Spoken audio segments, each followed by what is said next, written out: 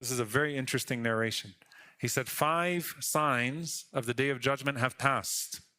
5 signs of the Day of Judgment have passed. قال الدخان, the smoke, والروم, and the defeat of Persia at the hands of Rome, والقمر, and the moon, and البطشة واللزام. Al-Batasha is the seizure, like the defeat of the enemies. Al-Lizam is the punishment that follows. So he said these 5 signs have already passed. Now I'm going to break this down inshaAllah ta'ala because it's an interesting one. Ibn Abbas radiallahu anhuma and some of the companions, they disagreed with Ibn Mas'ud about dukhan here, that the dukhan, the smoke, is one of the later signs of the Day of Judgment. But Ibn Hajar rahimahullah said it can actually carry both meanings, because that happens in the Qur'an, that Allah Azza wa Jal will use a single word to describe 2 phenomenons. So there is a dukhan, a smoke, that the people of Mecca saw, and there is a grand dukhan, a smoke that will cover the sky, that will happen towards the end of time. And Abdullah ibn Mas'ud, he explains that إِنَّمَا كَانَ هَذَا, that this happened because when the Prophet ﷺ left Mecca, دَعَى عَلَى قُرَيْشٍ بِسِنِينَ كَسِنِي يُوسُف عليه السلام. He made dua against his people the way Yusuf alayhi salam, or for them to suffer years the way that Yusuf alayhi salam's people suffered for years.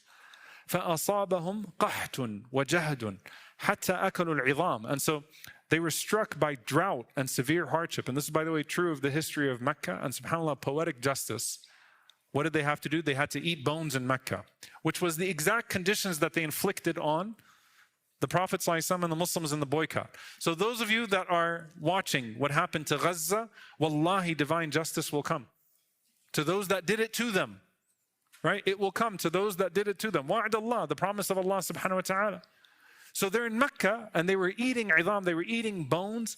And Ibn Mas'ud radiallahu ta'ala anhu says that a person was so hungry and there was so much dryness in the air from the famine, جَعَلَ الرَّجُلُ يَنظُرُ إِلَى السَّمَاءِ فَيَرَى مَا بَيْنَهُ وَبَيْنَهَا كَهَيْئَةِ الدُّخَانِ مِنَ الْجَهْدِ. That you're starving and there's no water, there's no rain coming, and it's just complete drought. And so imagine being in the desert and all you have to eat are these leaves and these bones. And he said you'd look up in the sky and it was like there was smoke in the sky. So he said that Abu Sufyan asked the Prophet ﷺ to make dua to Allah. He's still fighting the Prophet ﷺ to make dua to your Lord, since you made dua to him against us, to lighten on your people in Mecca. Imagine all they did to him. Ya Muhammad, take it easy on us. Your brothers in Quraysh, who ran you out, who looted everything, who killed your family, but you're different. Take it easy on us. So the Prophet ﷺ said, Innaka la jari'. You have some nerve. But you know what? He still made dua sallallahu alayhi wasallam for Allah to lift the punishment. Okay? فَاسْتَسْقَى. So the Prophet ﷺ prayed for them.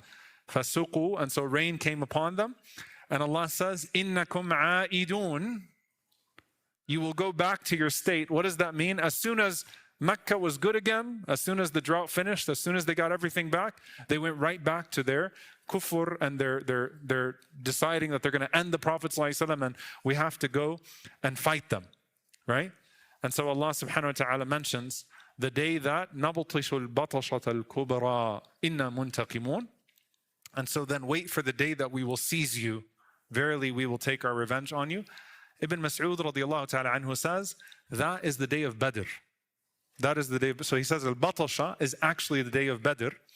And al-Lizam, just like when Allah says in the end of Surah Al-Furqan, سَوْفَ يَكُونُ الْلِزَامَ, is al-Maut, it's death. That Lizam is a binding death and a punishment that will come upon you. So Ibn Mas'ud radiallahu anhu said, ad-Dukhan is one sign, and that's the famine. And then innakum a'idun, you go back to your ways after relief. And then al-Batashat al-Kubra and Lizama are the day of Badr and then the death that came after Badr. So he says those are 5 signs. Likewise, the Prophet ﷺ, and this is very important, he prophesied not just victory, but he also prophesied loss. And this is one of the most stunning functions of the seerah, by the way. He knew Uhud was going to happen, sallallahu alaihi wasallam. he saw a dream where he waved the sword, sallallahu alaihi wasallam, and it broke. And then he waved it back and it was put together. And he says this before Uhud even happens, and he sees animals being slaughtered. And that is a representation of his ummah. And he says the sword broke this way, that is a defeat that's going to happen at Uhud. And it came back together, that is the fath, the conquest that will follow. And this is very important because the Prophet ﷺ did not just prophesy moments of success, he prophesied moments of failure. And this is actually one of the signs of the truth of his prophethood. Not to get into too much detail, but some of the ulama spoke about this, like a prosperity soothsayer just tells you what you want to hear. And he doesn't warn you. And the Prophet ﷺ was both Bashir wa Nadir. So his ayat, his signs, were not just all these great things that are going to happen to the ummah. Rather, we read the signs of the Day of Judgment and we say, okay, how do I not be a part of that loss? How do I not cause the difficulty that is to come?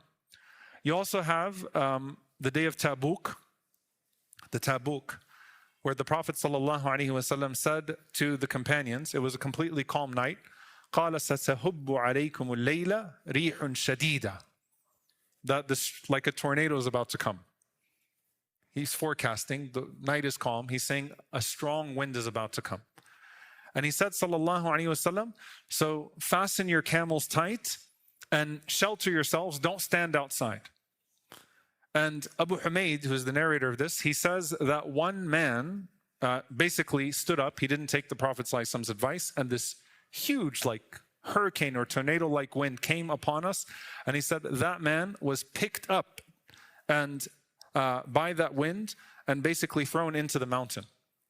Like the wind was so strong that it actually picked him up and threw him into a mountain of Tayyi. The last thing I'll say here, dear brothers and sisters, inshaAllah ta'ala, because we're close to time, bi'idhnillah, is then how did the believers interact with these signs? Allah Azza wa Jal says that at Al-Ahzab, وَلَمَّا رَأَى الْمُؤْمِنُونَ الْأَحْزَابَ قَالُوا هَذَا مَا وَعَدَنَا اللَّهُ وَرَسُولُهُ وَصَدَقَ اللَّهُ وَرَسُولُهُ وَمَا زَادَهُمْ إِلَّا إِيمَانًا وَتَسْلِيمًا. This is verse 22 of Surah Al-Ahzab. When the believers saw the army gathered against them, they were so at peace. They said, no, it's okay. This is what Allah and the Messenger promised us, and Allah and the Messenger have spoken the truth, and the only thing it did is it increased them imanan wa taslima, in faith and in submission. What's the difference between iman and taslim?